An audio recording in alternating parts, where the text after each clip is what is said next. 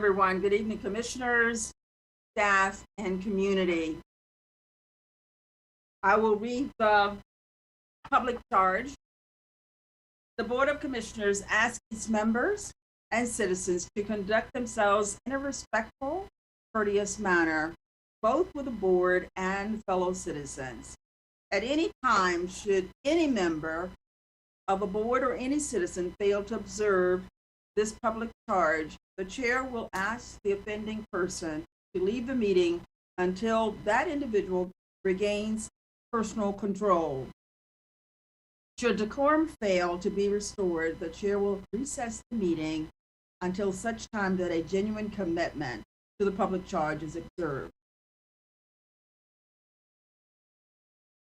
We will begin with our Pledge of Allegiance, and I'll go ahead, and if you will join me, commissioners, we will recite the Pledge of Allegiance. I pledge allegiance to the flag of the United States of America and to the republic for which it stands, one nation, under God, indivisible, with liberty and justice for all. So I'd like to welcome everyone to the board meeting September 27th, 2021, Durham County Board of Commissioners. At this time, are there any adjustments to the agenda, commissioners?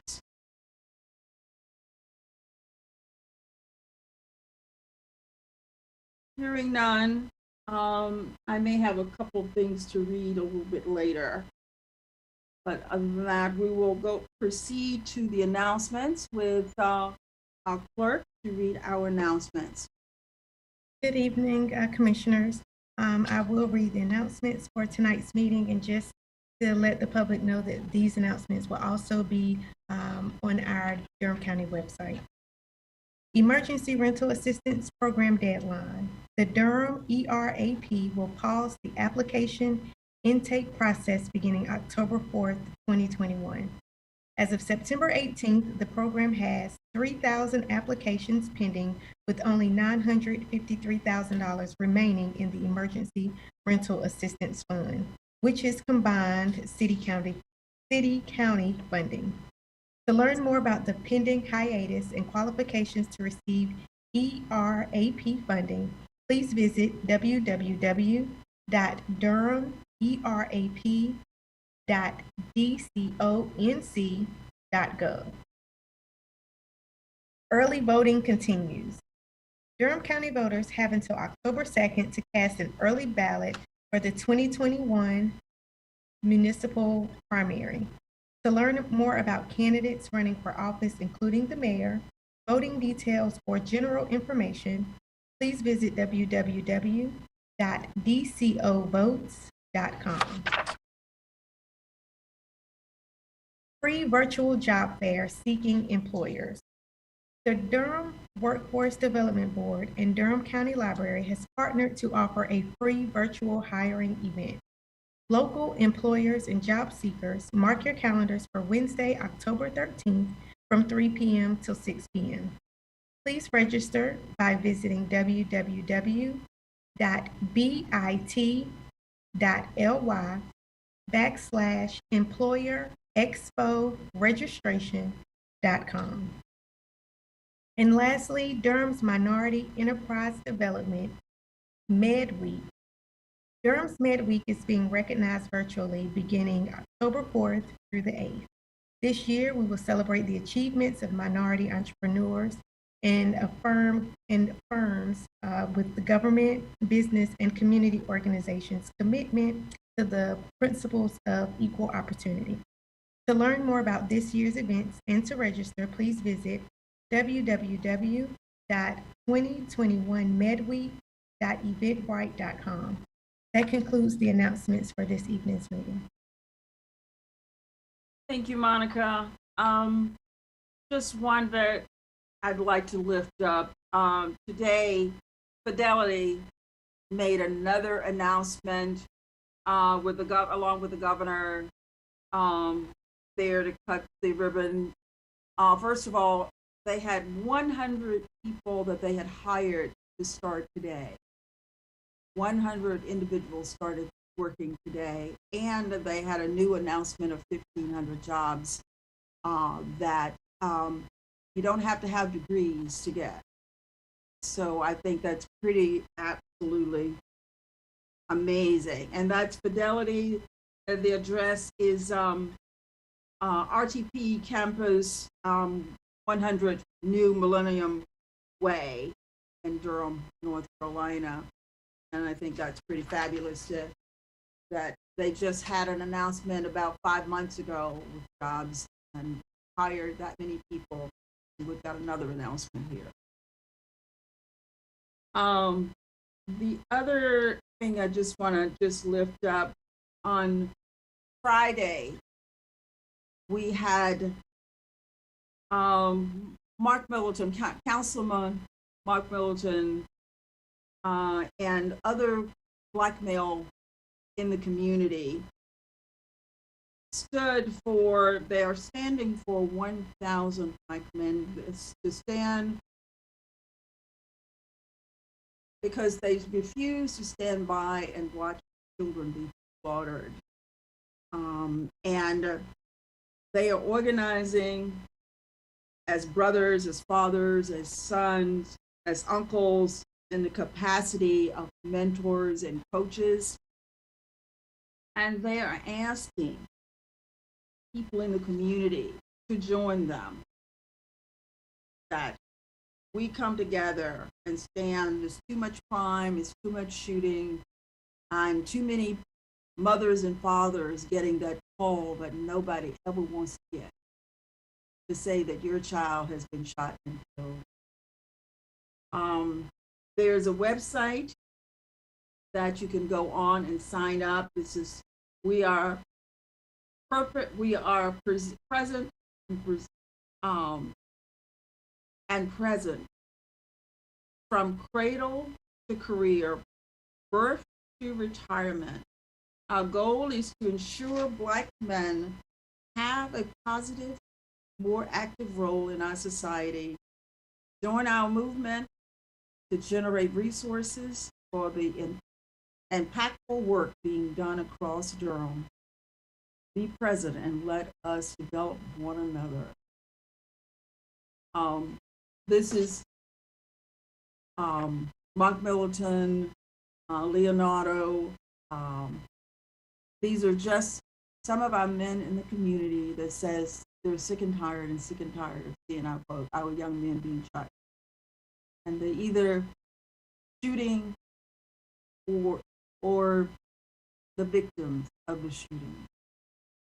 So if you would like to participate, there's a website to go on and sign up. Okay. So commissioners, we have our minutes before us for August the 2nd. Oh, I'm sorry. Right. Oh, I didn't see your hands. Okay, all of my commissioners' hands are up. Okay. I'll start with the Commissioner Lum and go around. Okay. Thank you. And first of all, Chair Howerton, your camera got turned off, just FYI. Did my camera get turned off? Yes. And second, my announcement. There you go. My announcement was also the Durham County Open Space Matching Grant Program is officially accepting applications for the 2021-22 grant cycle, and they're due by November 17th, 5 p.m. And it's an opportunity for community groups that are interested in applying for projects to improve their open space and recreation areas. They can reach out to Brendan Moore at brmoore@dconc.gov. Okay, thank you. And Commissioner Jacobs, did I see your hand as well? And Commissioner Burns. Okay, thank you, Madam Chair.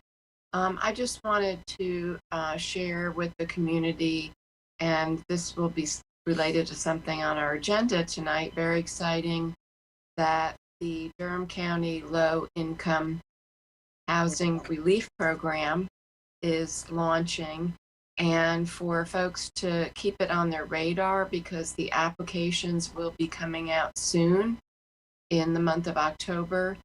And this will be eligible to residents who have lived in Durham for at least 10 years, who are at least what's considered 30% area median income or below. And we're really encouraging people in the community to apply and see if you're eligible.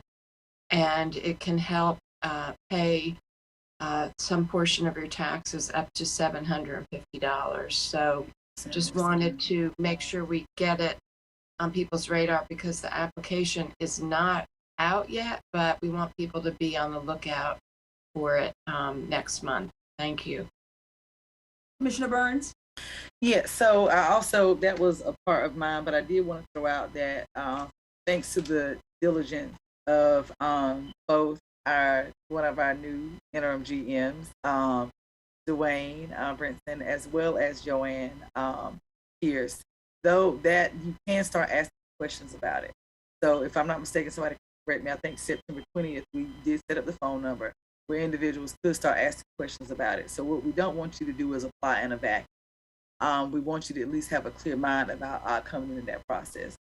Commissioner Howerton also got one, so congratulations to Durham on those 1,500 jobs. But I also wanted to lift up, there's some of us who've been very intentional about making sure that we get the jobs that we are recruiting here, the jobs that we are retaining here, and the employers in which we are expanding here are also hiring here.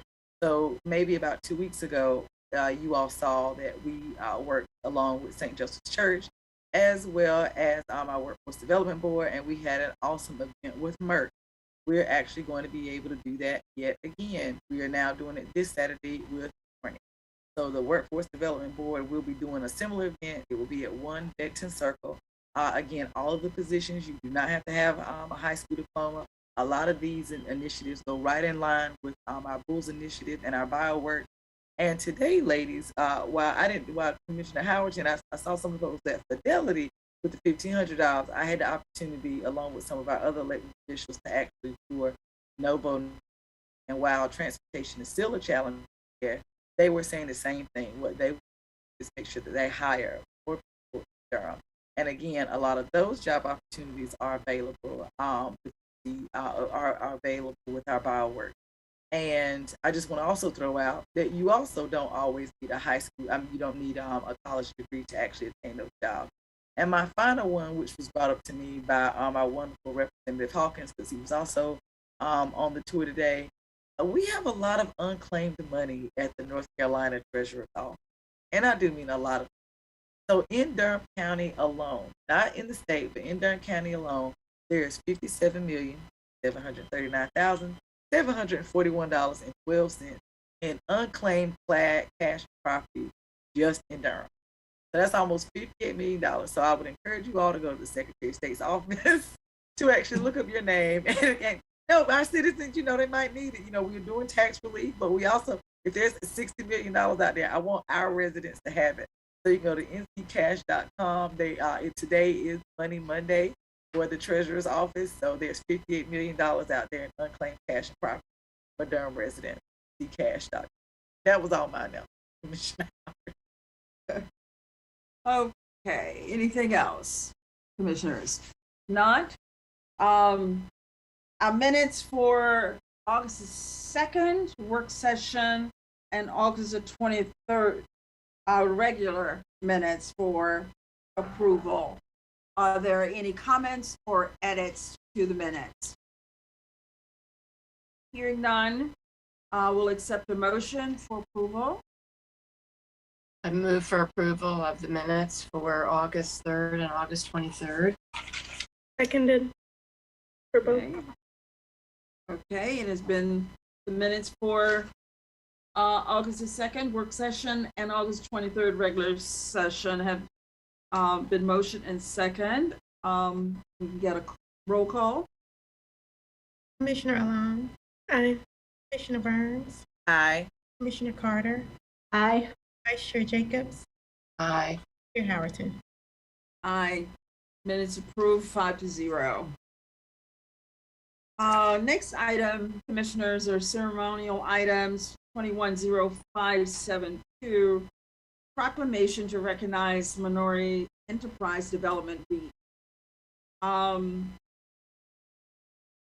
The board is requested to recognize October 4th through the 8th of 2021 as Minority Enterprise Development Week, or MED Week, in Durham County. And we have Keisha Davis, MWBE coordinator, on the line to accept the proclamation and share details of the week's events. Commissioner Burns, if you will read the proclamation, and I know that you added a couple of things at the last minute, so if you will just include those whereases and then pass it over to Monica later, and she'll add those into the proclamation. So if you'll go ahead and read that, and then we'll have Keisha online.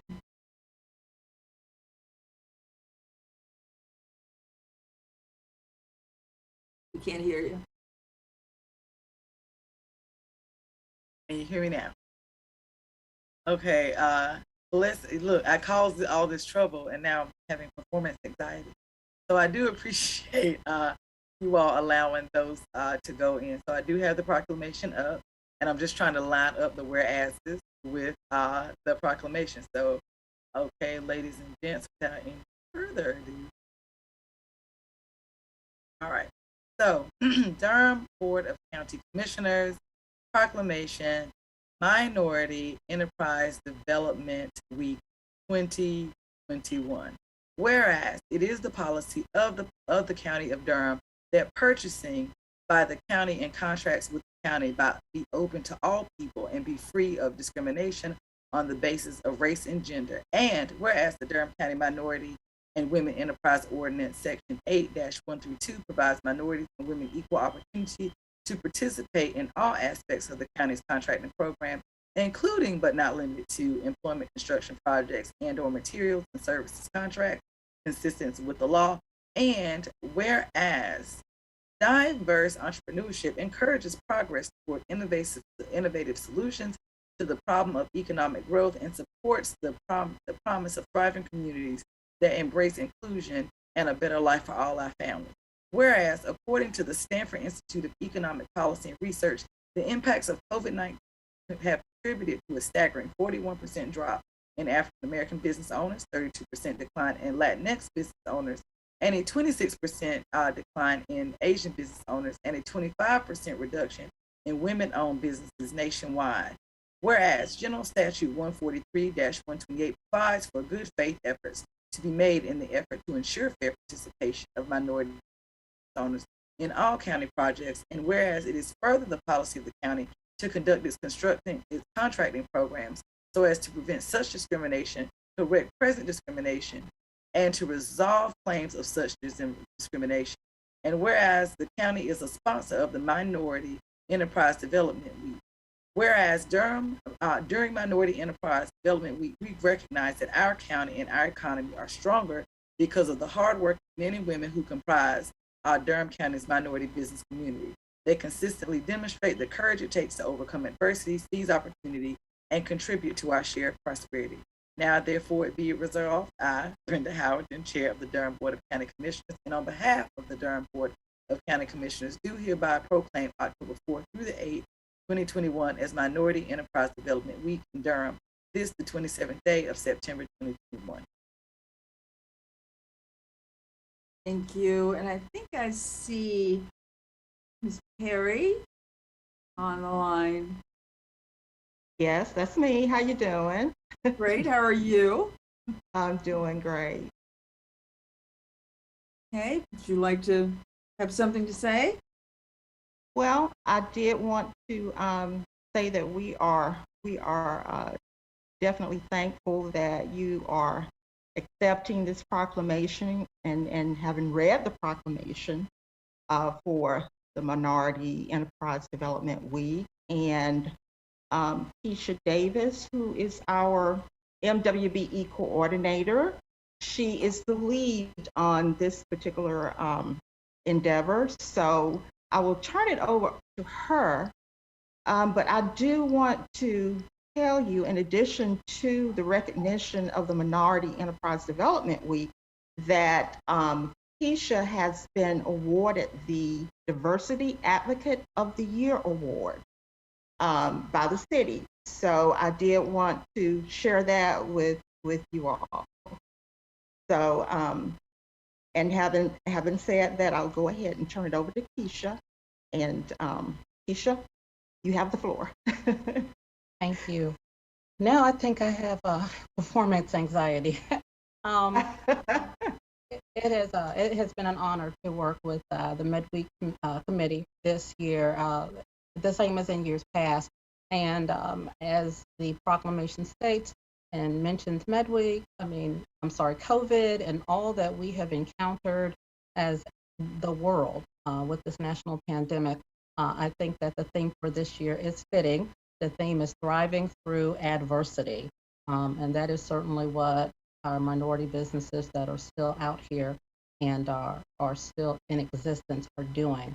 And we have been working hard as an organization, collaborating with other organizations to ensure that that happens. So last year, unfortunately, we were not able to have Midweek. We were all dealing with this pandemic, and we did not have time to put together anything virtual such as we've done this year. But I'm happy to report that this year we are having Midweek, and we will be recognizing those businesses and providing training and support. And we will be doing it all virtually. And so this is the first time, which we are excited about. Hopefully we will get even more people to attend than in previous years. So this may be something that turns into a hybrid model. But I'm just going to go ahead and tell you a little bit about the week. And I want to start off by saying, for those of you who don't know, please go to Eventbrite and query Durham Midweek, and you will be able to register. It is free this year also, which is something that has not been the case in the past. So it is from October the 4th through the 8th, and for Monday from 4:30 to 6 p.m. The event is Meet the Team. You will have an opportunity to hear from my colleagues in private industry, nonprofit, all of us who are out here doing this work to promote minority business enterprise. You'll be able to hear from us and to know how we collaborate in order to help our minority business owners. So please come out. You'll have an opportunity to see who is doing what supplier diversity-wise at BOCC, SAS. You'll have organizations there such as the Chamber of Commerce, the Black Chamber, the city, of course, will be there. So it's a great opportunity to learn about who is the contact for your community. On Tuesday at noon, from 10 a.m. to noon, there's a Midweek honor ceremony. During the honor ceremony, we will be honoring the Minority Business of the Year, which we're excited to do. We'll be honoring the Advocacy Agency of the Year, and I will be honored as the Advocate of the Year. So you definitely want to come to that. You will get an opportunity once again to see our commissioners, to see organizations and advocates that are out here in the community that are actually doing the work. And also you'll see some of the minority businesses. On Wednesday, 10/6, from 1 to 2, it's engaging in local and regional growth. So that day will be hosted by the Greater Durham Chamber of Commerce, and they will have the DEI Alliance and the Research Triangle Foundation, and they will be talking about planned local and regional growth and how to engage. You don't want to miss that. So if you can, take an hour out around lunchtime and join us. On Thursday is the Minority Business Fair. This will be hosted by the Greater Durham Black Chamber of Commerce. You will have an opportunity to see who the business owners are in your community and to see what they have to offer. So it's a great event to provide visibility to those businesses and to enable you an opportunity to hear about a business that you may not know, may not have known anything about. And on Friday, how small businesses can reduce cyber risk. That's going to be a morning event. It's from 9 to 10 a.m. And we will have Paul Ash. He is the president of Securance Consulting, and he will be discussing proactive steps that you can take to reduce the risk of becoming a cyber crime victim, which we know is very important. Even as a large agency, we see how the impact was on us. So for the minority and small businesses, it's particularly important to share that information. So I'm just excited this year that we are able to be a part of this again, to engage with one another, with my colleagues and our sister organizations, and with the business owners in our community. So I invite all of you to come out. Thank you. Thank you, Keisha. And I see Susan as well. Susan, you have a comment? Just that I'm very proud of her, Keisha, and so and for her award and how she's being honored. I think they're putting forth a great effort. We have been able to, we're now 100% field in procurement, because that was an issue before about one of the positions had to be vacant, was frozen. So that position's filled. We are moving forward, and I couldn't be prouder. Thank you. Very hard. Thank you. I tell you, I remember when we only had one person in that department, just one. So this is a huge step for us to for you to have the staff that you need to do the work. So thank you for making that happen. And I look forward to seeing you in the next few days. Other comments from commissioners? Commissioner Jacobs? I just wanted to thank you, Angela and Keisha, and all of your staff who have been working in this area for so long, and you always do such a great job for MedWeek, and congratulations to you, Keisha, very well deserved. And I'm so impressed with what you have planned for the coming week virtually, and I look forward to participating. Thank you. Thank you. Any other comment? Yeah. Great accomplishment. Congrats. Yeah, congratulations. Thank you. All right. If there's no other comments, we will move on to the next proclamation 210592. It's a proclamation, Fox Family Foundation 30th Anniversary Week. The board is requested to proclaim the week of September 27th as Fox Family Foundation 30th Anniversary Week. We have David Fresher, president of the foundation, on the line to accept the proclamation. And I will ask Commissioner Carter if she would like to read this one.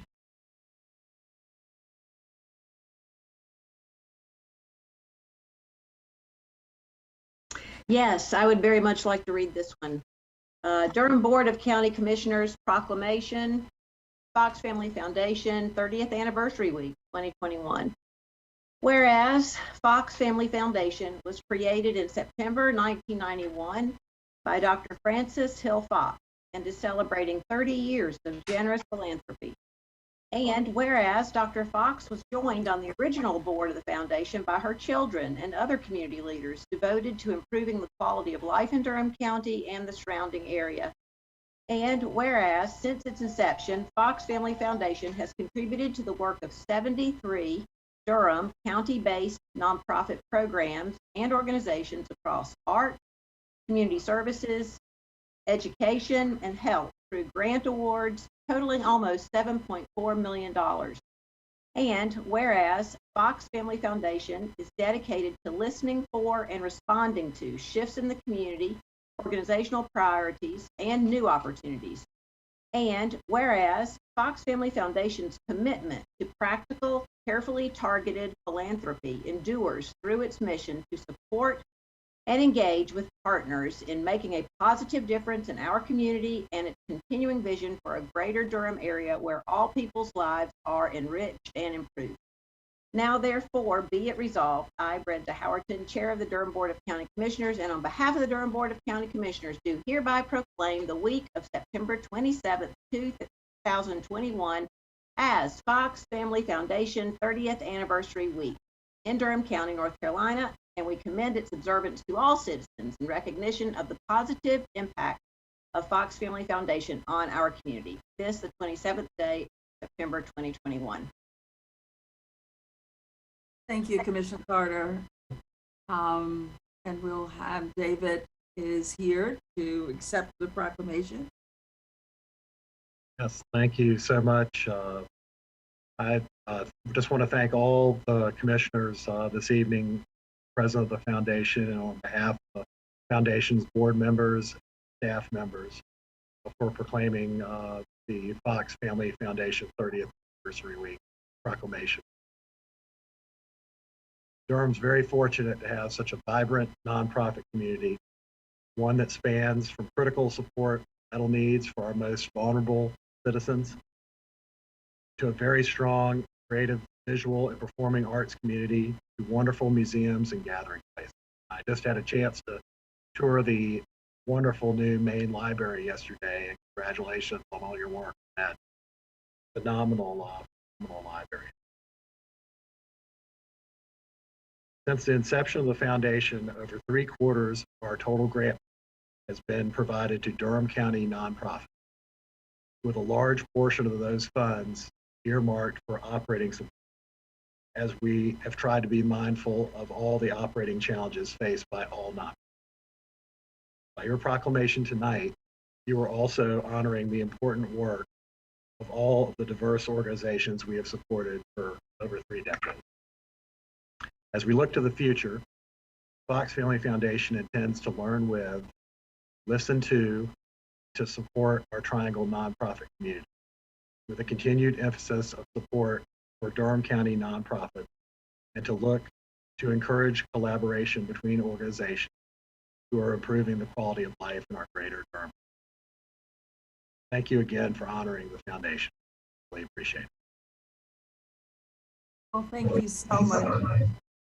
Thank you, Mr.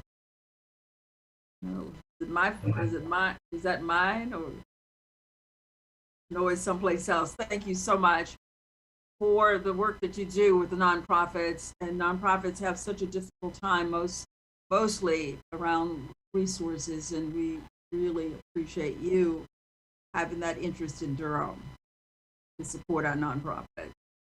So I'll open it up for commissioners' comments.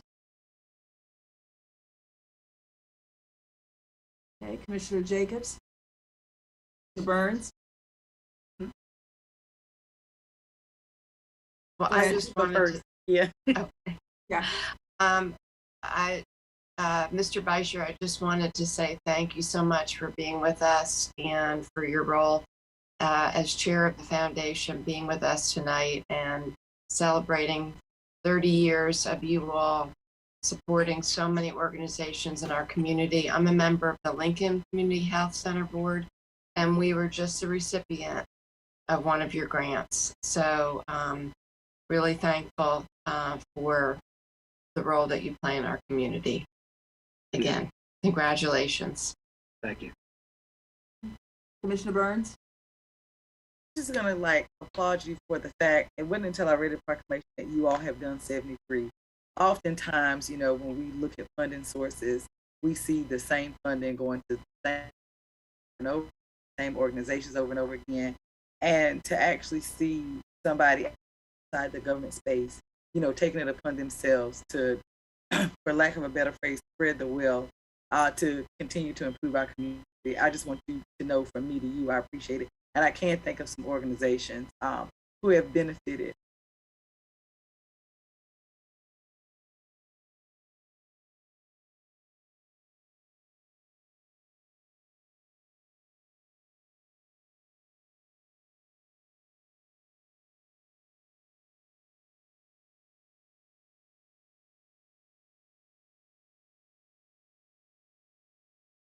and rightfully so from the work that you do.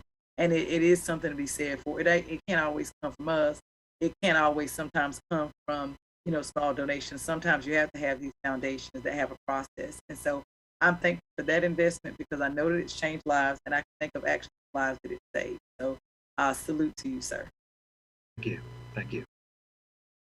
Thank you again. I don't see any other hands up, so thank you so much again. I appreciate you taking the time to be with us tonight, and thank you and your team for all the work you do.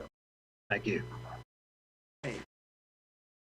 All right, we have one more proclamation, commissioners.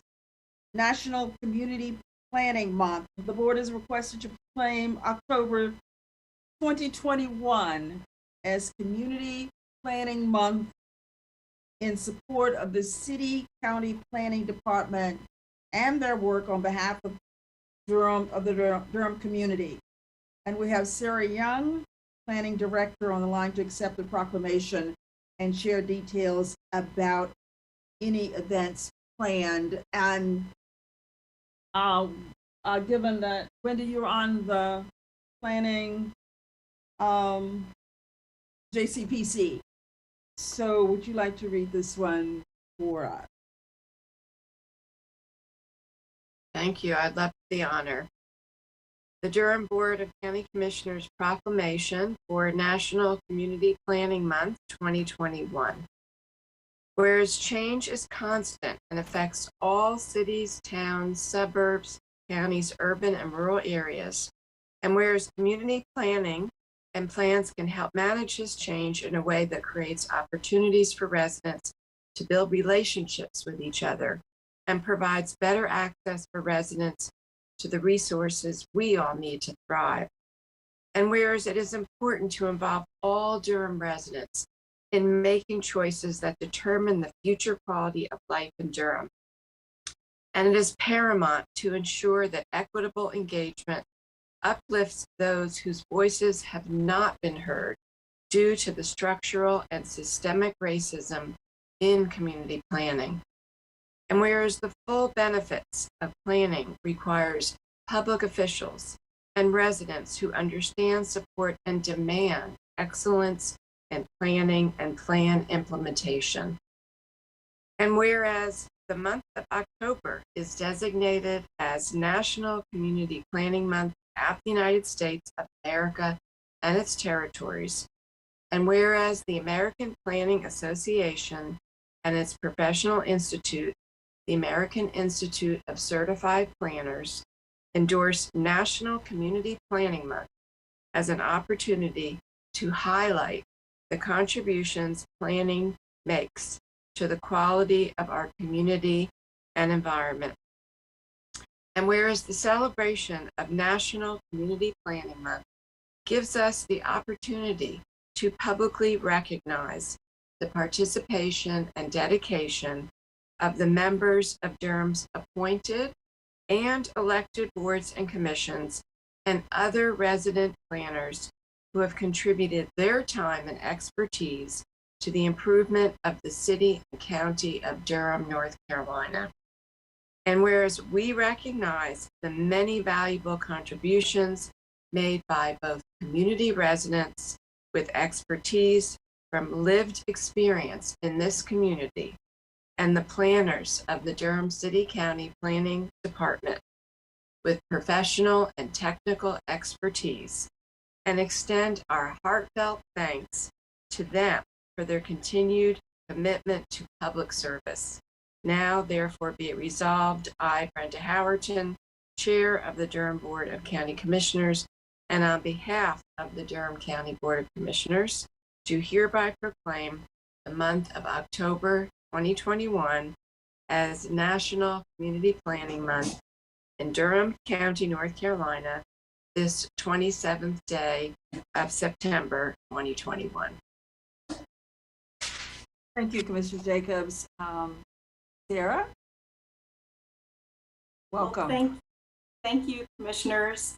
I really appreciate you taking a few minutes to help proclaim the onset of Community Planning Month starting at the end of the week.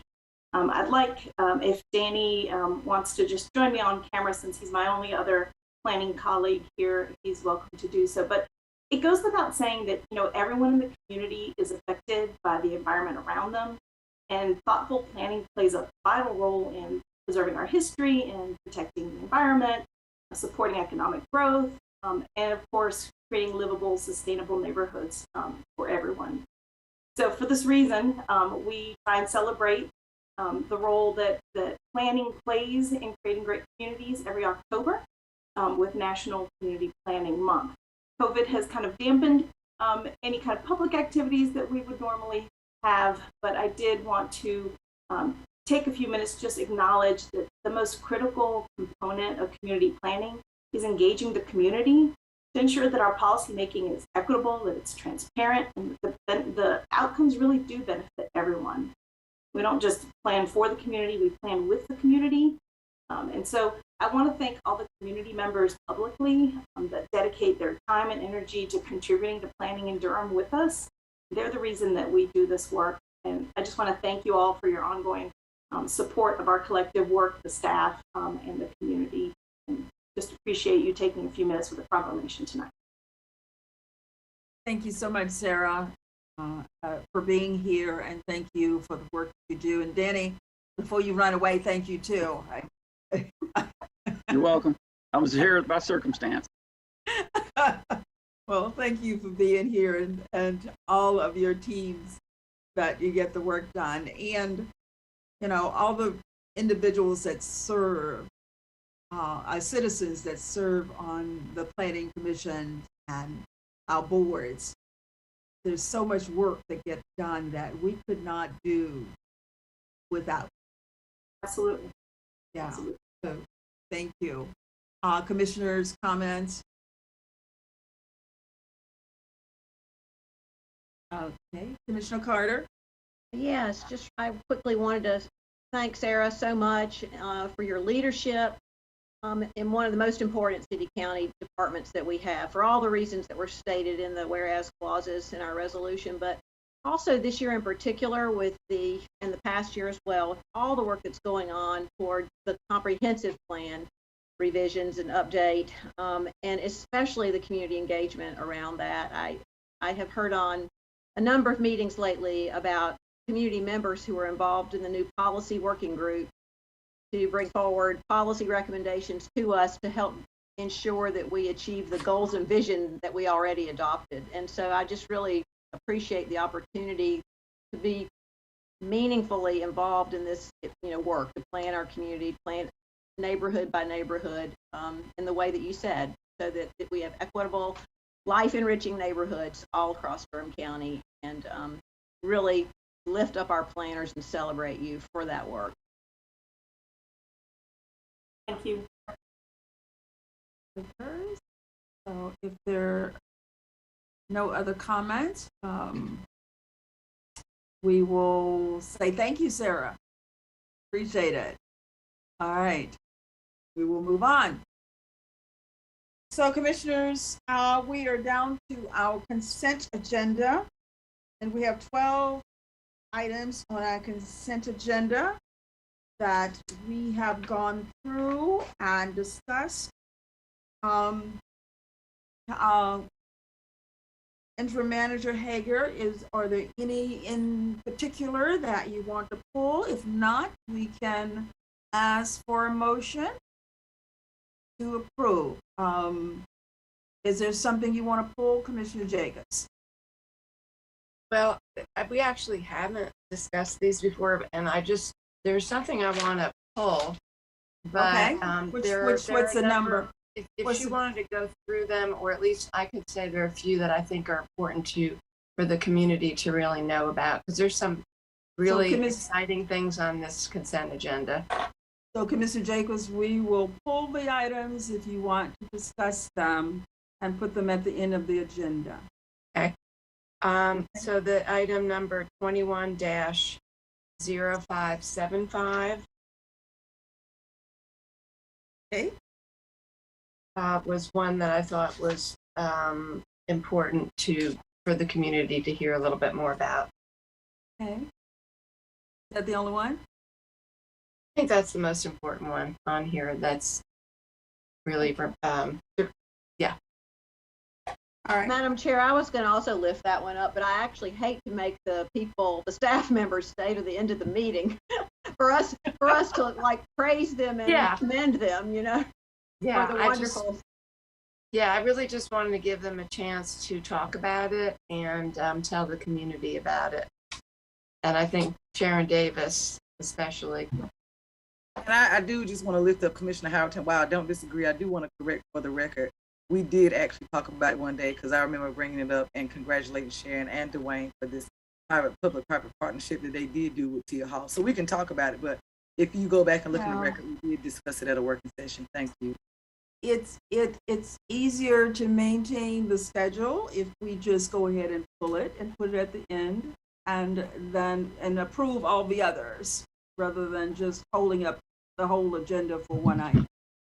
So if I can get a motion. Madam Chair, I move for the approval of the consent agenda, excluding item 21-0575. Thank you.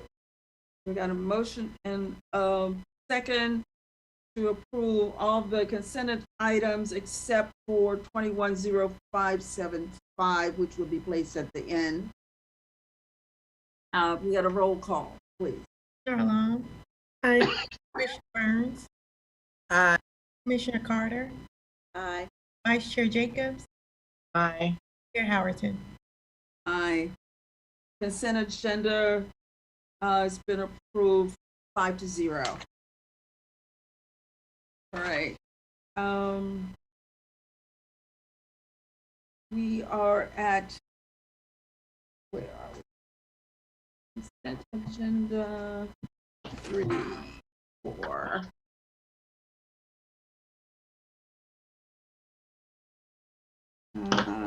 Okay, we have a public hearing, commissioners.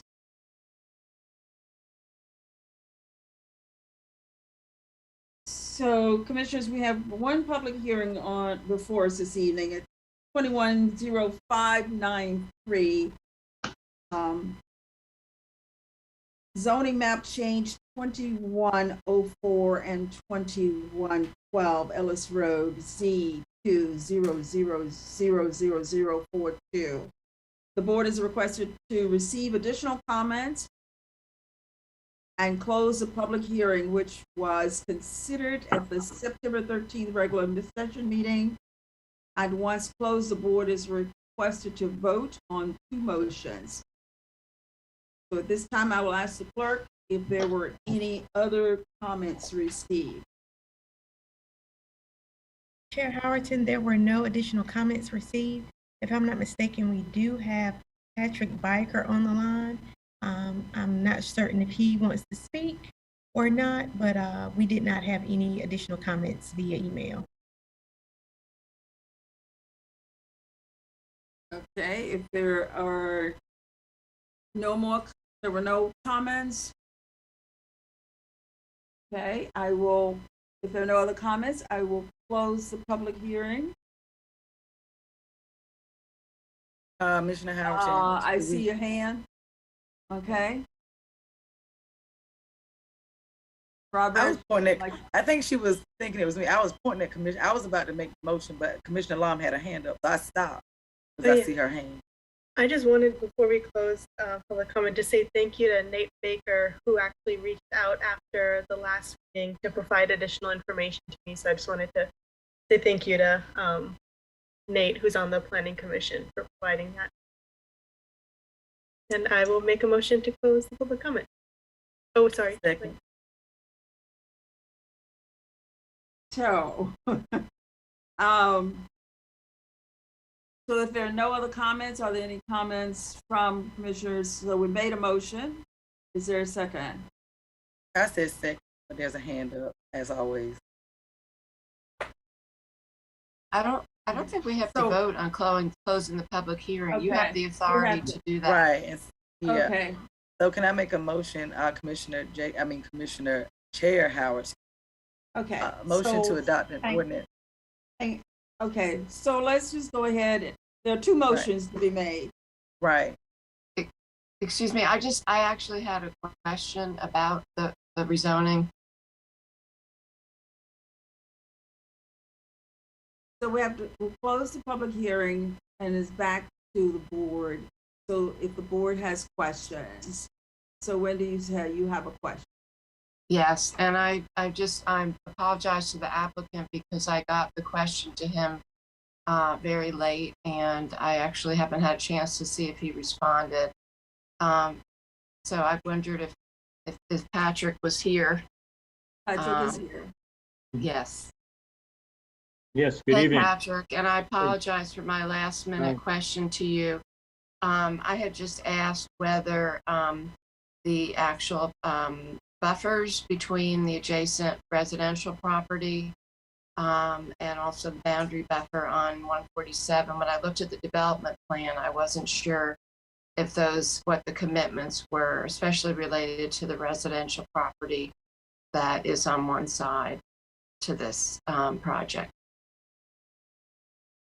Sure, Commissioner Jacobs. The buffers on, just to go around the horn, so to speak, since it's still baseball season. It's about, if you look at the total forested area between the NC 147 off ramp and the project, it's going to be around 80, 90 feet of woodlands there. Along Ellis Road, there's about a 50-foot additional right-of-way from the curb to the property line, plus a 25-foot mandated UDO buffer. So it's about 75 feet on that side. And then along the residential side, the UDO requires another, let me see, I think it requires another 30 feet on that side. I do want to add that the residential property owner to the east has been very supportive of this rezoning all along. That's why you haven't heard from him. And that, I think, provides strong buffers on north, south, east, west for this project.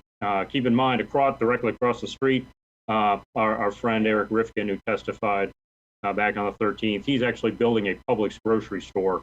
And so the other side of Ellis Road is going to be a fairly robust commercial area.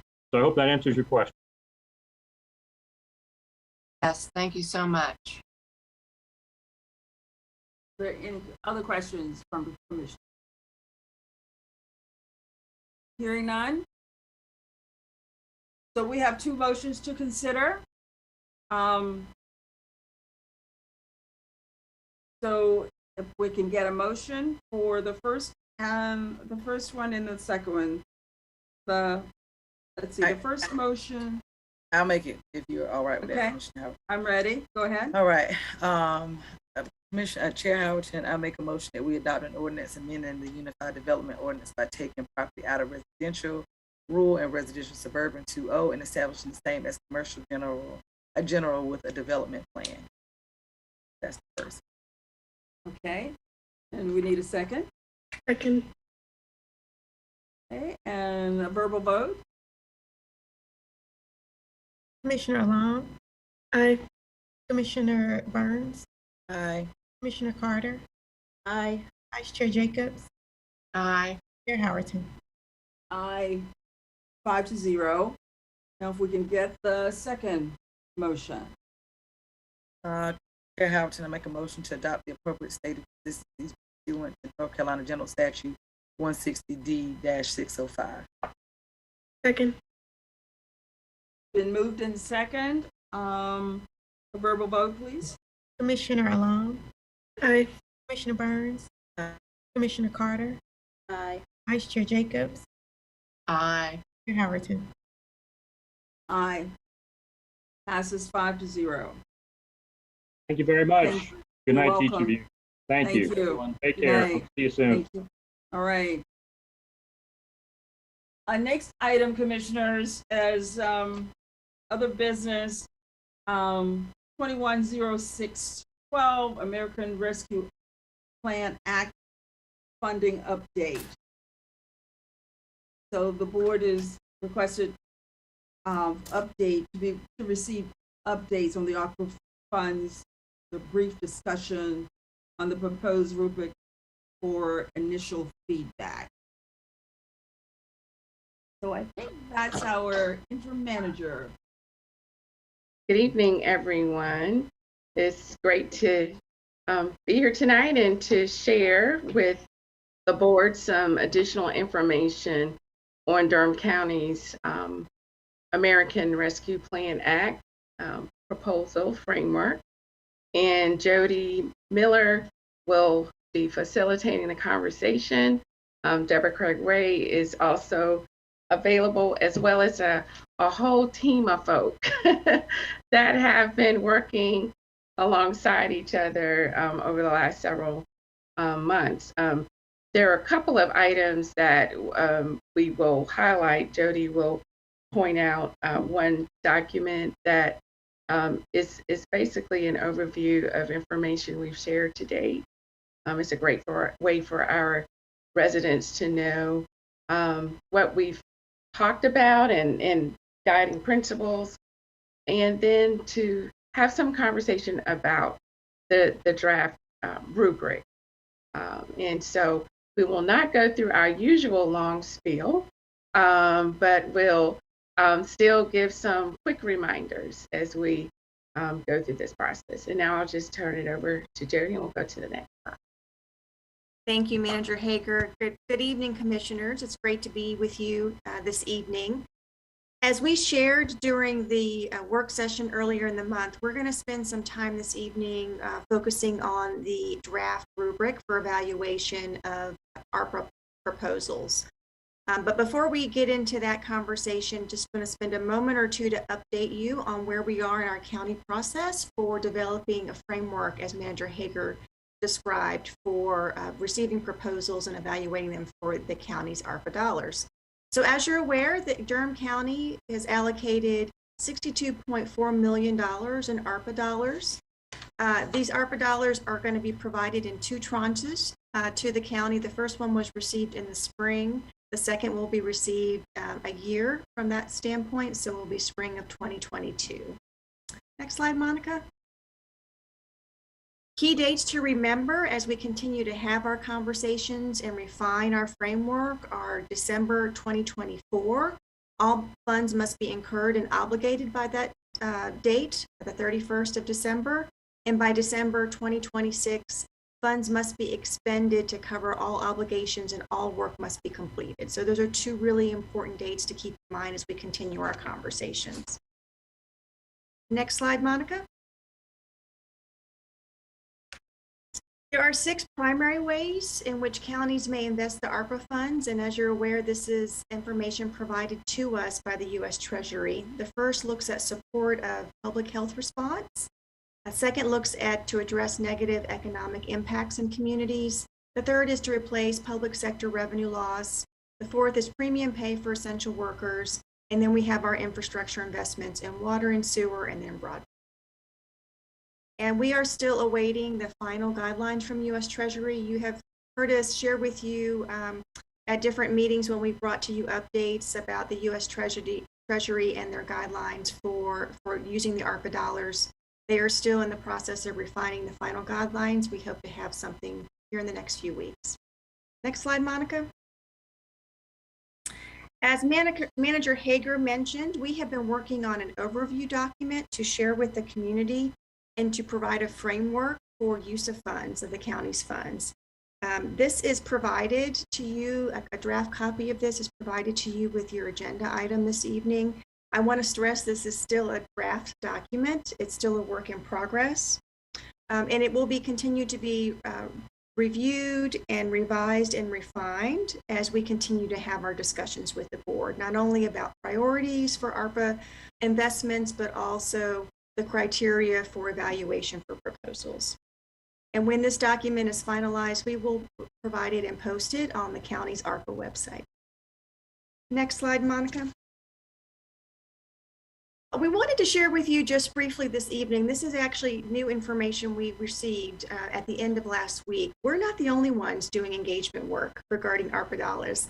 ICMA, which is the International City County Management Association, is also doing some engagement work with their members, trying to better understand how communities are thinking about spending their Arpa dollars. So ICMA surveyed local government chief administrative officers about their priorities for use of ARPA funds. And here are the preliminary findings of their survey. This is as of September 20th. 530 town, city, and county managers have responded to this survey. And as you can see, it's organized by those same priority areas which we just described are provided by the U.S. Treasury. And you can see by the information that's been shared as far as the preliminary results of the survey, investing in water, sewer, and broadband infrastructure is a high priority in a lot of communities across the country. Next slide, Monica.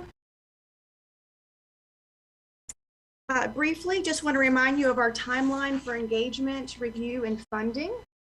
We've shared this slide with you before. We have a few revisions to it, but it's pretty much the same conversation we've had with you in the past.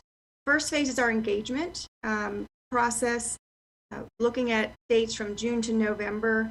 We did some early engagement with joint with the city this past summer, and we'll be continuing to do engagement through the fall with some specific focus on the unincorporated areas. And I'll speak in just a moment about some of the new strategies we'll be implementing here shortly. Review of proposals that would be submitted. The county staff will review proposals submitted in that phase 1 process, which was joint with the city, and will develop steps for RFPs when needed. And so this will be ongoing work. And we'll also continue to do this work once the county launches its own proposal solicitation for proposals as well.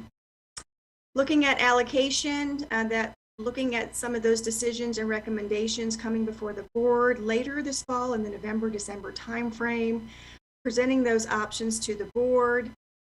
There may be some jointly funded proposals we know coming from the city and the county where there may be an accelerated process, and we'll know more about that over the next month or so.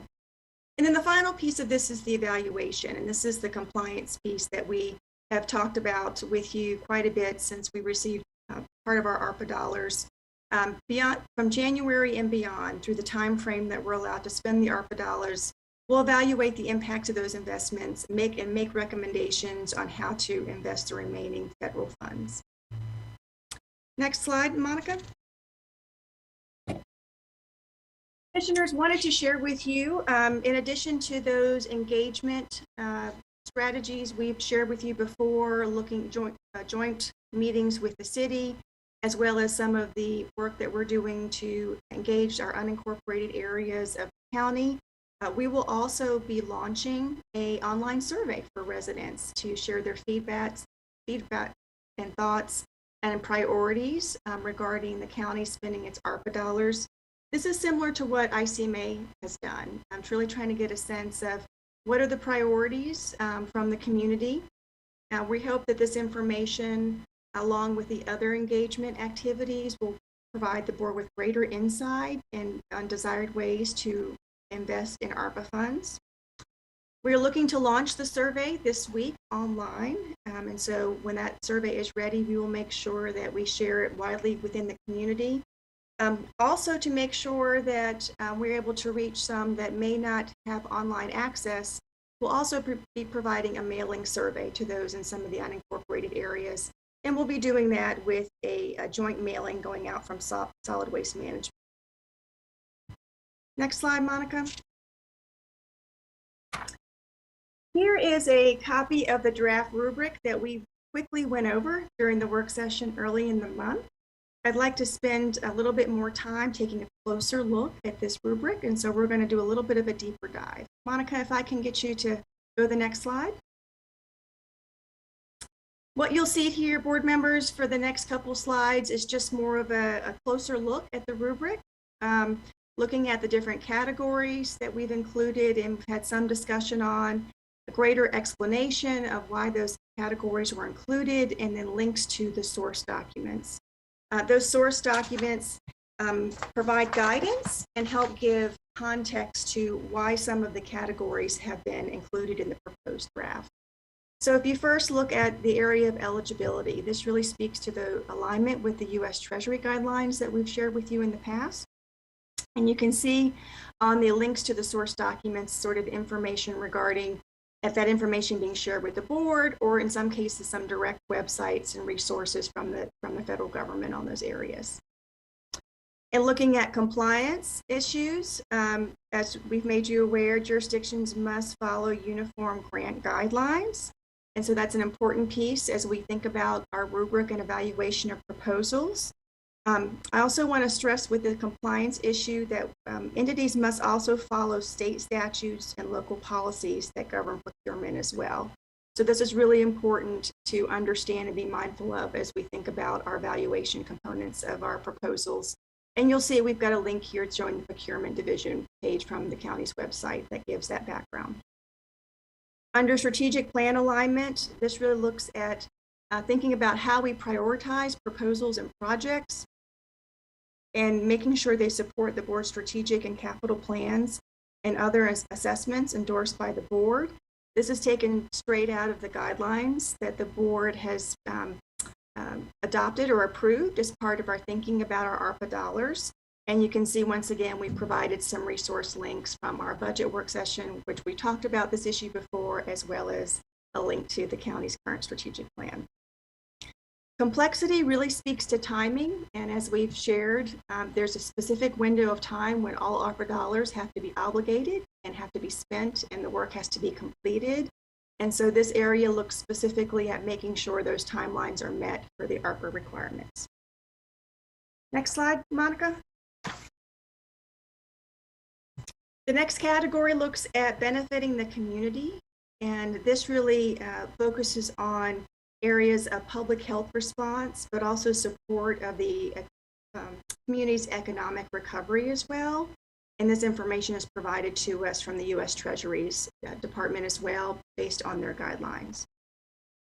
Looking at collaboration, this category speaks to one of the guiding principles that the board has established for our ARPA funds, and really thinking about the value of leveraging federal, state, and local community resources to make sure we optimize the overall allocation for Durham County. And then equity is also an area where we've talked some about as part of our tool for evaluation of projects and proposals. We are in the process of developing an equity tool to evaluate our ARPA funding proposals with. We know that the pandemic has disproportionately impacted low-income families, communities of color, and historically disadvantaged neighborhoods. So that's an important piece to make sure we are really being mindful of those issues as we evaluate our proposals.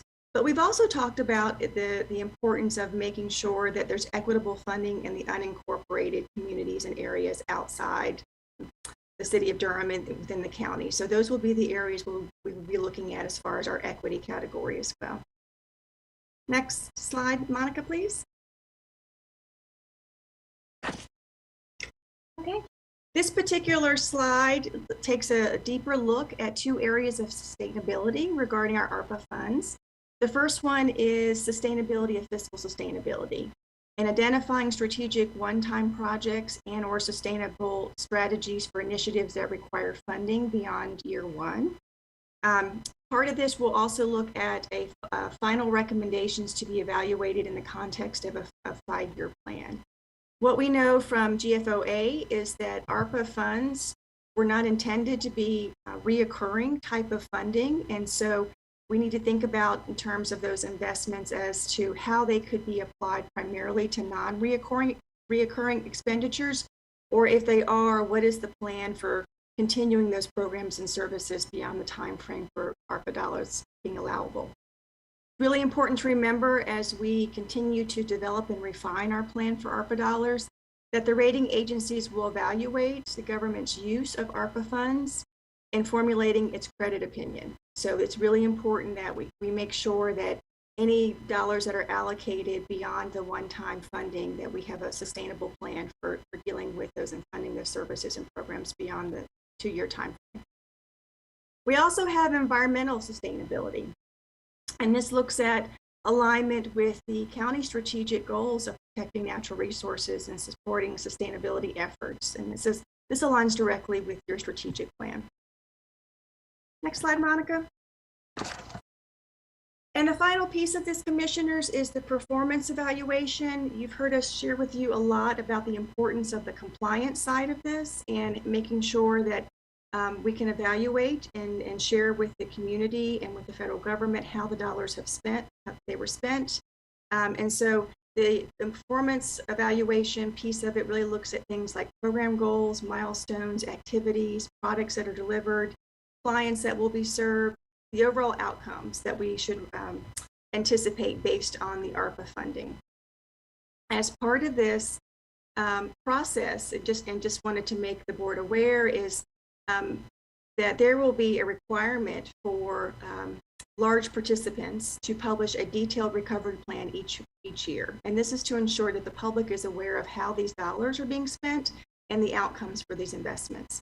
So not only will there be a requirement for us to do that, the Treasury itself will actually be doing, sharing this information on a more quarterly basis for applicants all across the country. Next slide, Monica. All right. So I quickly walked us through the rubric, and I know the board has had some time to reflect on the draft since our work session, but now I'd like to go ahead and Chair Howerton, turn it back over to you and to the board for reflections and comments. As I stated earlier, tonight's conversation is not the end of this discussion, it's just the next step. After tonight's discussion, we will take diligent notes and then come back to the board in sometime in October for a finalized version of this process that we will ask the board to then approve. So, Chair Howerton, I'll turn it back to you. Thank you, Jody. Thank you for all this work that you and your team are putting into this. This is a lot of combing through, no telling how many pages to figure out what is it that we can and cannot do. And I see Deborah Craig Ray on the screen. Is there, Deborah, if you'd like to make a comment? Thank you, Chair Howerton and board members. Good evening. I'd just like to say that yes, we are working diligently to provide this process. This is important. This is money that we will probably never see again in this form. And so we must be mindful and diligent about what we do. And I'll just note that I just noticed that one of your fellow counties, Guilford County, they're actually having community engagement this evening, actually right now. And so they're going through the same type of process that we are going through and will continue to go through. And of course, our priority going forward will be to reach our residents in the unincorporated areas of the county to make sure to the greatest extent possible that they are able to weigh in and share their ideas with us. Thank you. Thank you, Deborah. Anything for you, Manager Hager? Well, board, we've talked about this almost every other week since May. Yes. So when people say, well, what's the strategy and the framework? It was a good feeling when we could document it because we have evidence to show. We talked about it. And we've been trying our best to work towards a framework that on the back end, we can also stand firm. I've shared with a couple of commissioners how challenging it can be. And there were periods in my career when dollars were allocated and they moved quickly, but then there was the stumbling when trying to report or account. And so we are not going to be in that situation. The U.S. Treasury is making sure that folks aren't in that situation. And so the guiding principles that you embraced early, I guess late May, when we started this conversation, we appreciate your trust in us as we've refined them over the last several months.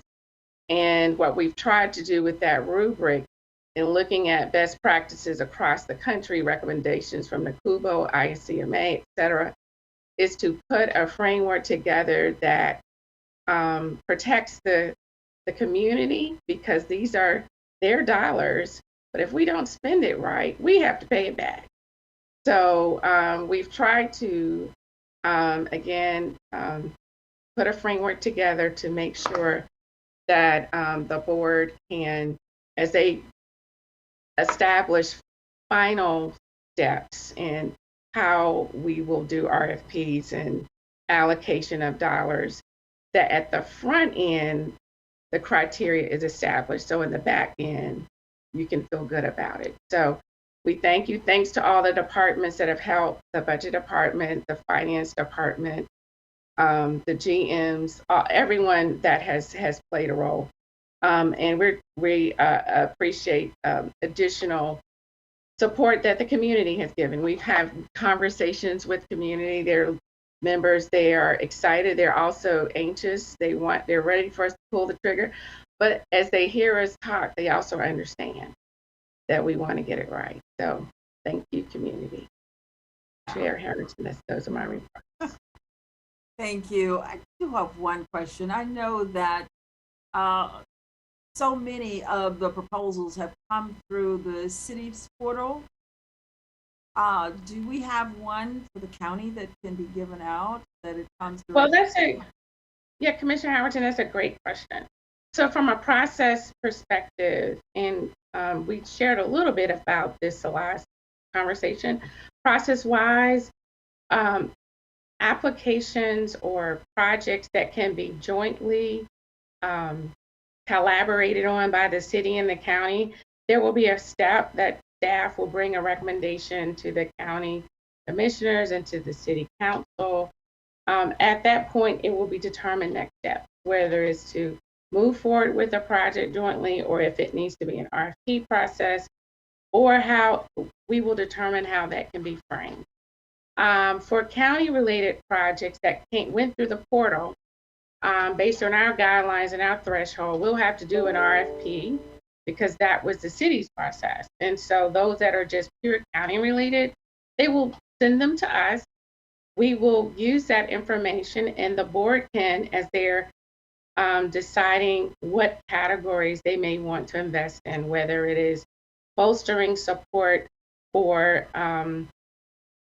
looking at bolstering support for pre-K efforts, or bolstering support for making sure that we address some of the crime issues that may be related to certain communities.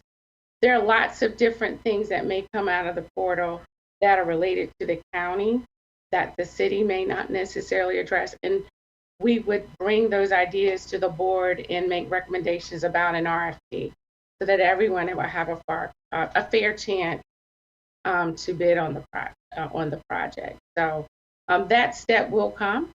The step that Jody shared as far as ideas, the survey that's out and will be available, it will give residents a chance to give their thoughts on the various categories. So they can say what they may feel is highest priority, whether it's investment in water, sewer, or broadband, or in other categories, but they can also give some ideas about projects. So before we get to a point that you do an RFP cycle, you would also have that feedback as well in your sort of arsenal of options on how to proceed. I guess maybe I wasn't clear. So they can only send, they have to go to the city's website. I just want so people know where they need to go. If they want to send a proposal, they go to the city's website, not the county's. Well, the city's website is closed. Okay. Okay. The county's process will include an RFP process. Okay. And so we've not gotten to that step. So we're going to take the information gathered, that engagement that the city's process that occurred with the city's process. We'll use that to help the board determine, well, what areas should we consider funding?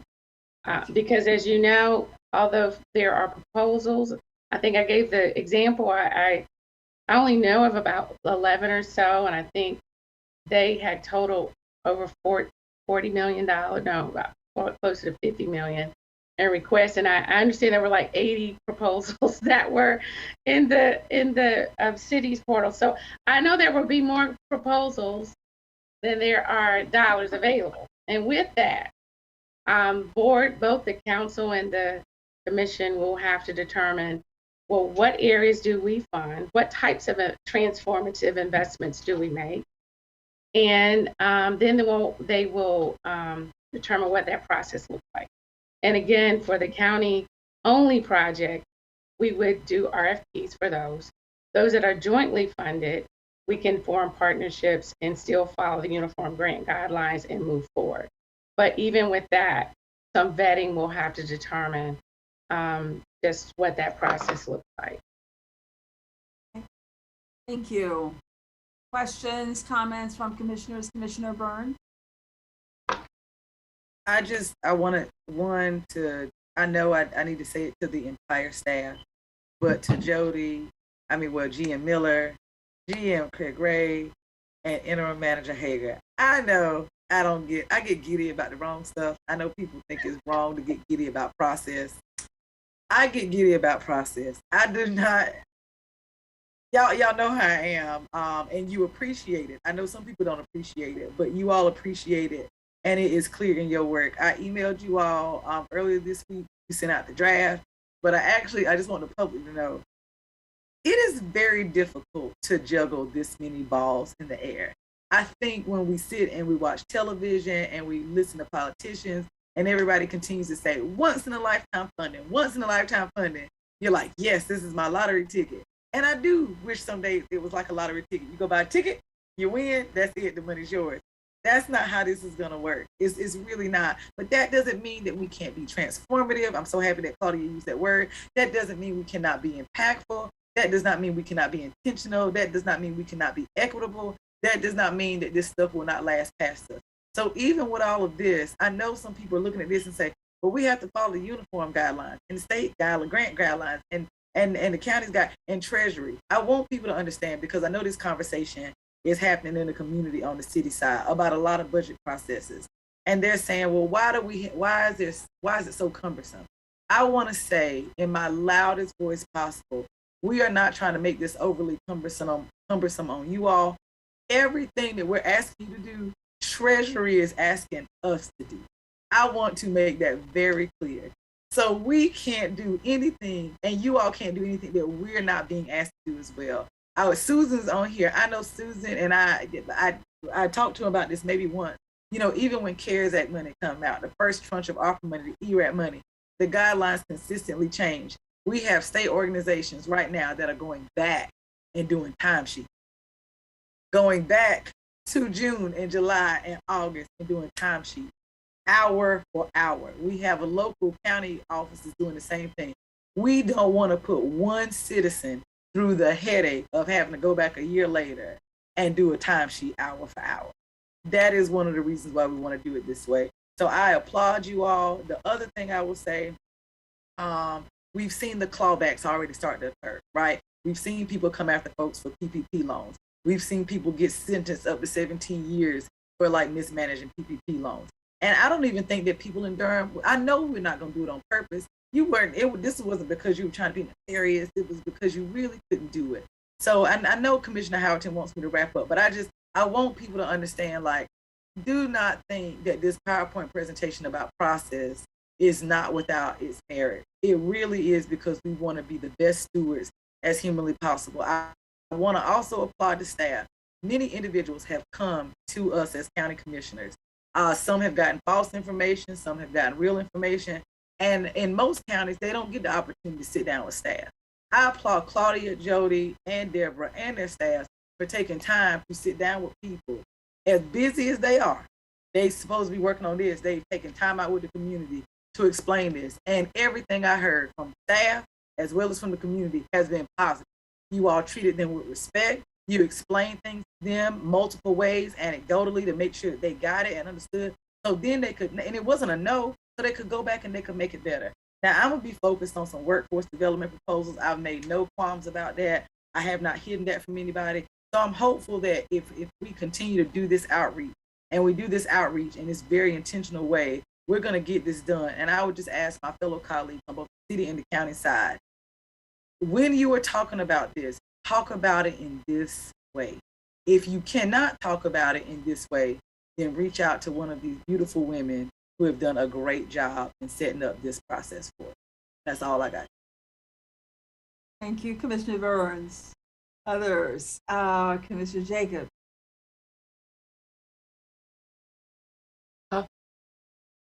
Thank you, and I appreciate all the comments that Commissioner Burns just shared, and I echo her excitement about process. It's been really great to see this very iterative process and how the staff keeps refining this as there's more information, but also as you all are getting feedback from commissioners, from the community, from the city, and refining it. And I want to first of all commend Jody. I loved what the in-depth explanation you just gave, the deep dive, as you said, related to the rubric. It's fantastic because that's the kind of thing that people, once we have a website up with all of this information and people are filling out applications and putting in RFPs, it's going to be so helpful for them to go and look at that and understand what does that mean? What do you mean by sustainability or whatever? And the way you provided the source documents, just great. I also wanted to provide feedback because I think part of our discussion tonight was that staff wanted to get some feedback from us. And Claudia and I have already had a long conversation about this, but I really appreciated the integration in this framework of guiding principles. And I do want, and I told this to Interim Manager Hager, that I do really think we have to emphasize the word transformative because as has been noted, we haven't had this kind of infusion of money since the New Deal. And even Treasury and all of the meetings that I've been in, they have emphasized transformative. And I do want to lift up the fact that we have transformative work that is already been has been researched, committed, policied for years already that this board is championing that is not fully funded. And I don't want us to also lose sight of that. The Bulls initiative, which our board has, started funding, it is not fully funded. And we talk about how are we going to address the economic impacts of COVID and get people into good paying jobs. We have so many people have created this fantastic program with the wraparound services, addressing barriers, paying stipends, paying for people to go to school, but it is not fully funded. Our Durham Pre-K program, this has been going on for years now, and we're nowhere near what we need to do for funding that. And the experts on the governance committee have told us that we need before and after care because working parents, they need the whole spectrum of care. So what I'm trying to do is just really hold up and ask our staff that when you come to us with recommendations, to please look at some of the key things that, that our board has been supporting for years that just are simply under-resourced. Even the ECAP program that we're just launching now. And I would also like to ask if the budget staff, Keith, if you could go back and look at, some of these key programs, what were the asks and what have we actually funded and what is the current gap? So with Durham Pre-K and with the ECAP and the Bulls initiative, even our low income housing relief program, if we want to go up to 60% AMI, we're going to need more funding for that.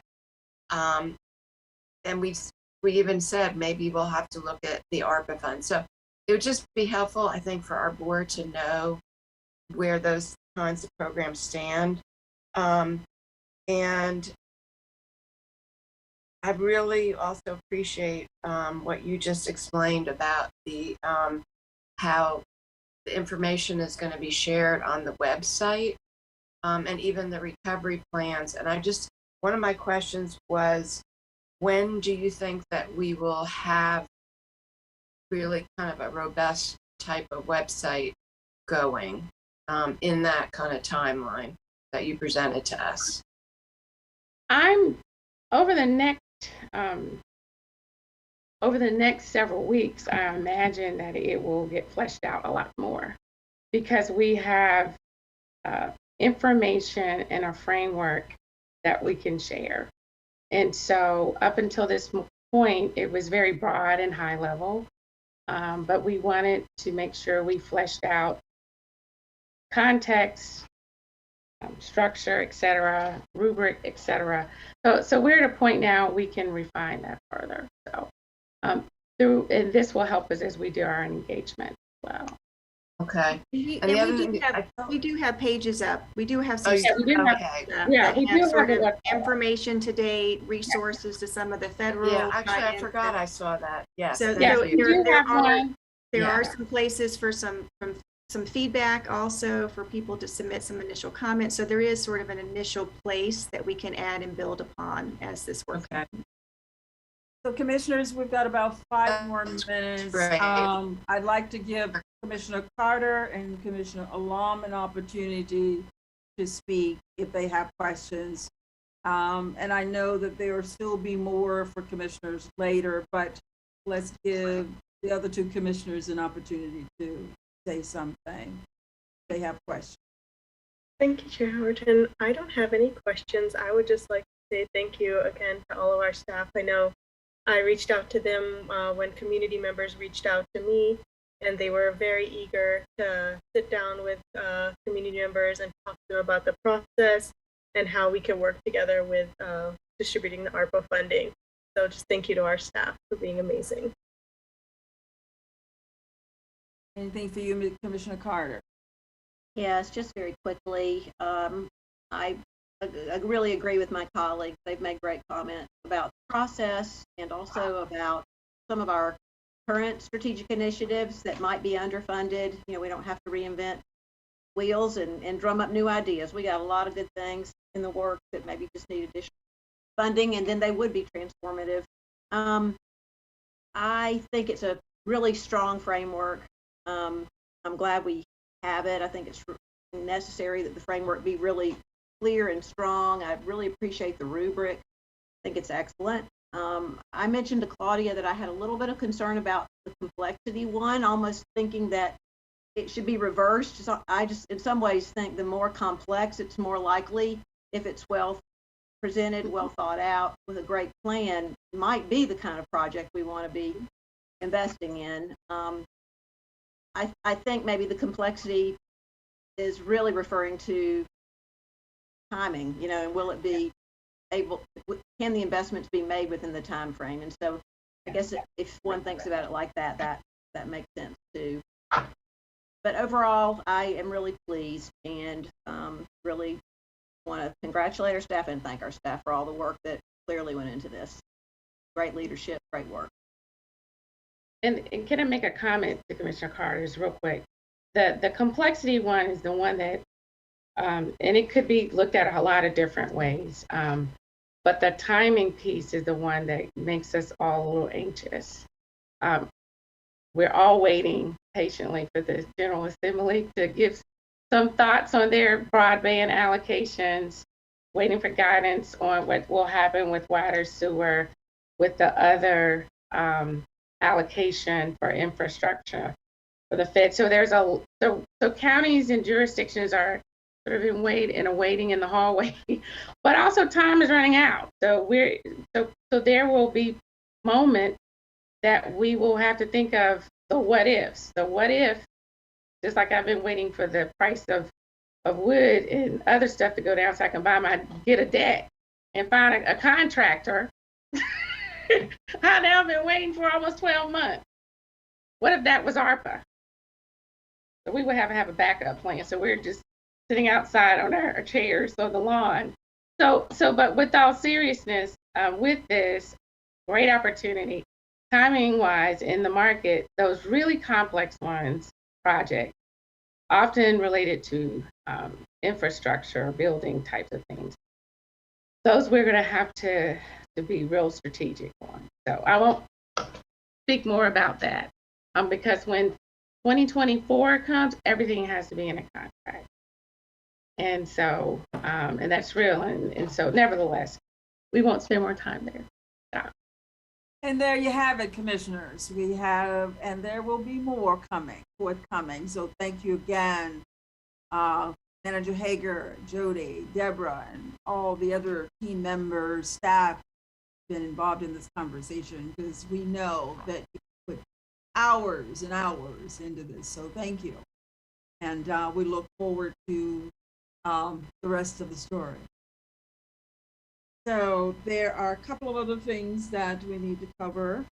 One is the item that was pulled. There was 210575 that was pulled.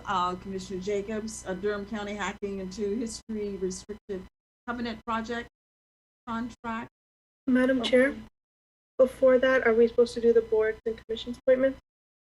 I'm gonna do those. I'm gonna do those last. Yeah. So if you could go ahead and.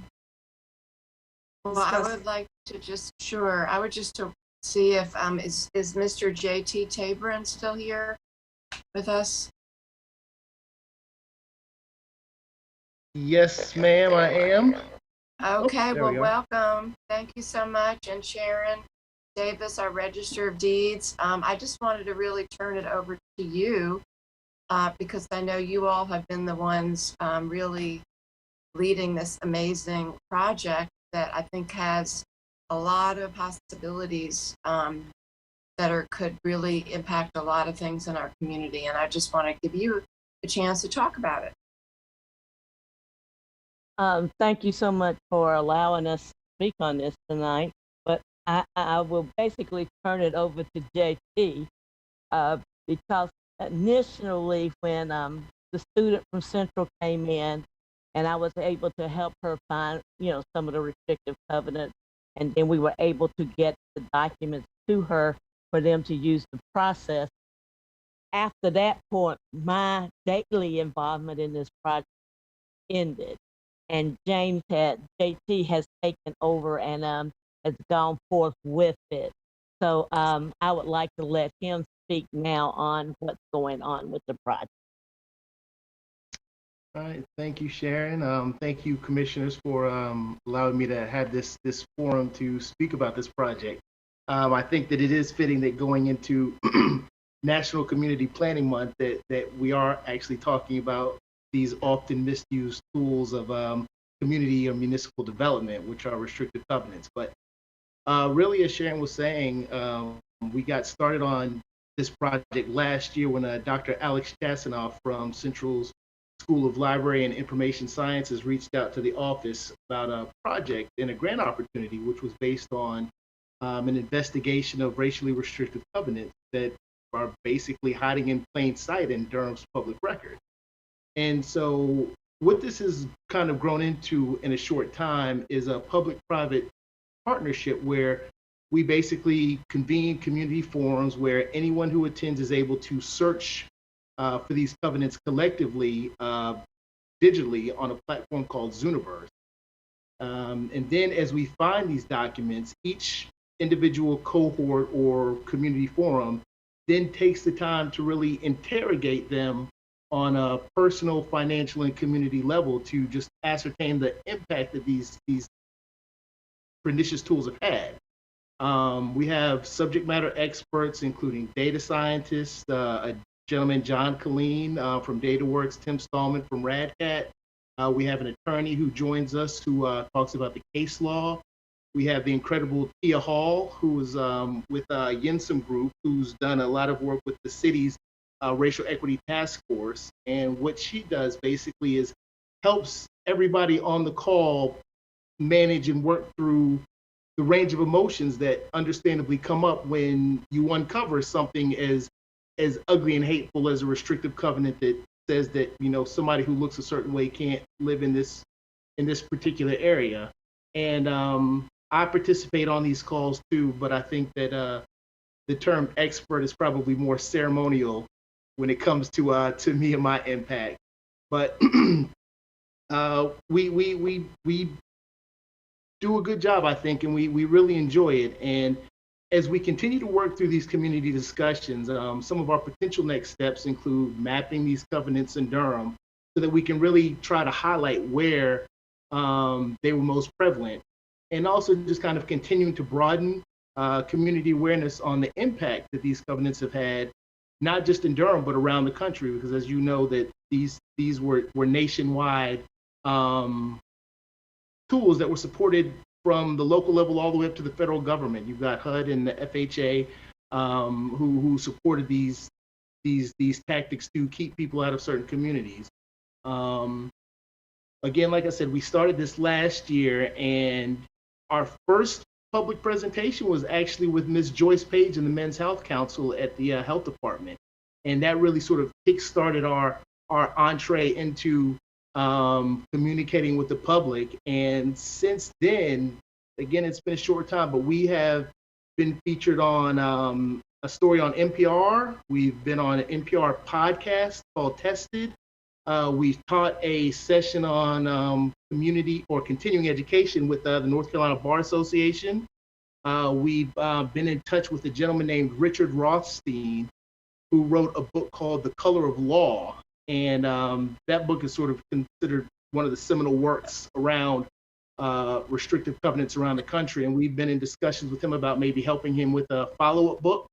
And some of us are actually involved in working with the American Land Title Association to help craft federal legislation language for how municipalities and the federal government can actually begin to look into these restrictive covenants and just kind of deal with them, because as you all know, as a result of the Fair Housing Act, they're no longer effective from a legal perspective, but they're all still in public records across the country. And with people just now starting to get into this work, there's a lot of question marks as far as how to actually engage these things, whether they should be removed from the record, blacked out, just a lot of different questions about how to engage them, and people aren't really sure. And so as a function of this work, one of the things that we are doing is working with these national groups to try and come up with something that works, that doesn't destroy the history, but also helps people know that this should not happen again in this country. So that's kind of where we are. It's been hyper speed. We've covered a lot of ground in just a short amount of time, but we hope that with the continued support of these people that I've mentioned, the County of Durham, Ms. Sharon Davis, you all commissioners, and I'd also like to offer a word of thanks to Mr. Jay Gibson, who has been truly supportive of this work. And just to wrap up, one of the interesting things that we have found is that this restrictive covenant work is actually leading to a lot of other equity-based projects, such as looking into and trying to identify slave cemeteries around places like potentially Stagville. We're actually now, I mentioned it to Jay, but he pointed it out to me, but we're actually probably going to maybe look into trying to identify slave deeds that are currently located in Orange County, but were in effect for parts of Orange County that are now Durham County.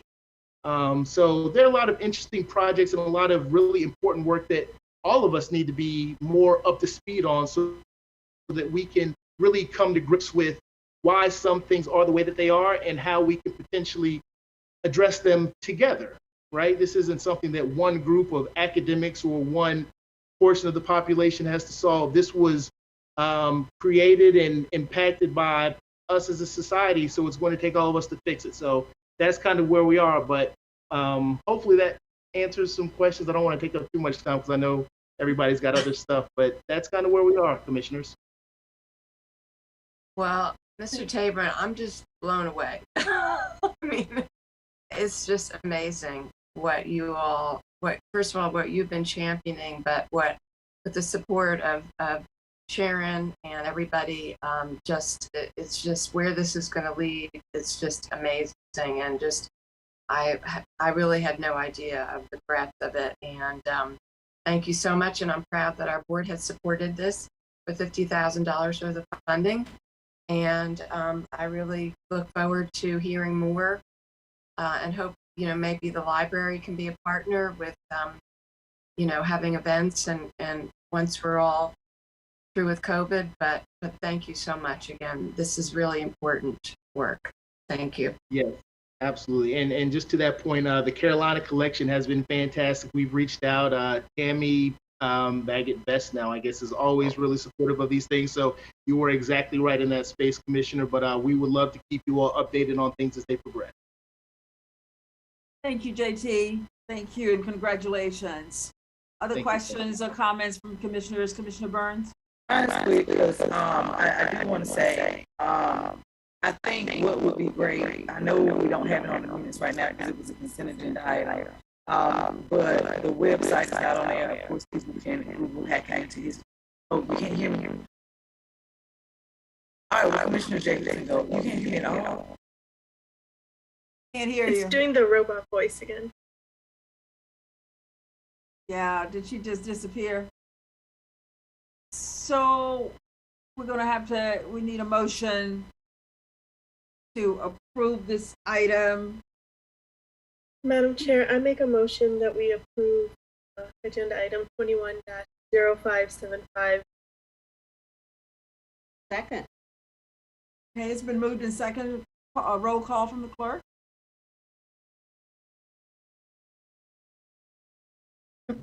Oh, sorry. Commissioner Alam? Aye. Commissioner Burns? She's come back in.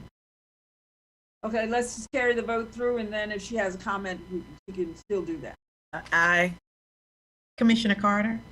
Aye. Vice Chair Jacobs? Aye. Chair Howerton?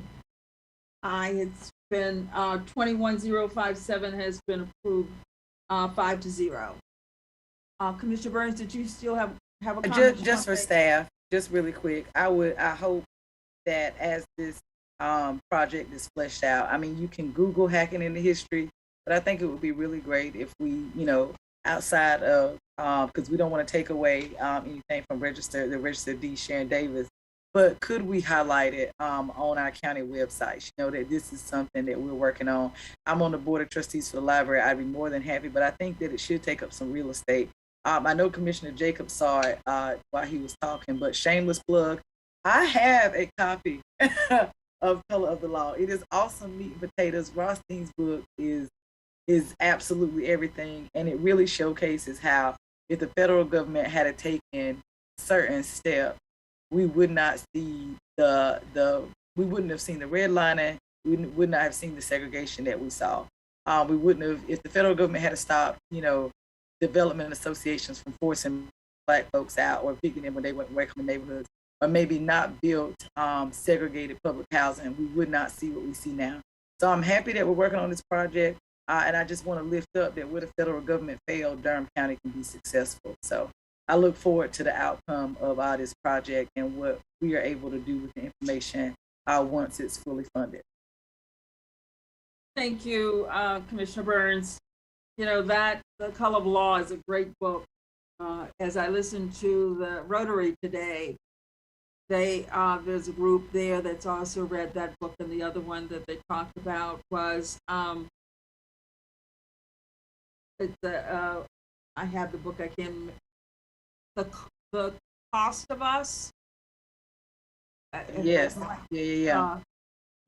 That's a good one as well. So sometimes it's good to just pull those books together in a club and read them. But let's go ahead to item number boards and commissions. And I see our attorney is there, ready? Yes, Madam Chair. Are you ready? Yeah, ready. Okay. All right. You have selected a numerous filled numerous positions tonight. The first one would be the Audit Oversight Committee, you have selected Nicole McCoy. For the Bicycle and Pedestrian Advisory Commission, you have selected Tyler Dewey, Milton Kendall, and forgive me on the pronunciation, Kia Monstadt. For the position of Citizen Advisory Committee, you have selected Seth Kendall. For the positions of Community Child Protection, Child Fatality Prevention Team, you have selected Johnny Frederick, who represents law enforcement, James Groves, who represents the firemen or EMS, and Christy Melott at large, and John Morris at large. The Discovery Durham Tourism Development Authority, you have selected Carlos Rubio. And then for the Go Triangle Transit Advisory Committee, there are 2 positions, both at large.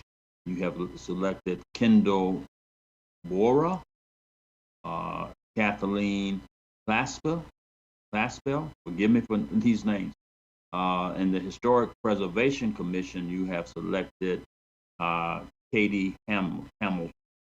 Those are your selections to your various boards and commissions. Thank you. Thank you so much, Attorney Darby, and congratulations to the citizens that have been appointed to these boards. We appreciate you. We appreciate your service, your time, and your commitment. That brings us to the end of our agenda, commissioners. Will entertain a motion for adjourn. Chair, motion for adjournment. Commissioner Long, I need a second. Everyone else wants to stay. Second. Okay, so they want to stay. I said second. Okay, we've had a motion and second. A roll call by the clerk. Commissioner Alam. Aye. Commissioner Burns. I don't know. Aye. Commissioner Carter. I'm out of here. Vice Chair Jacob. I agree. Chair Howardson. We are adjourned 5-0.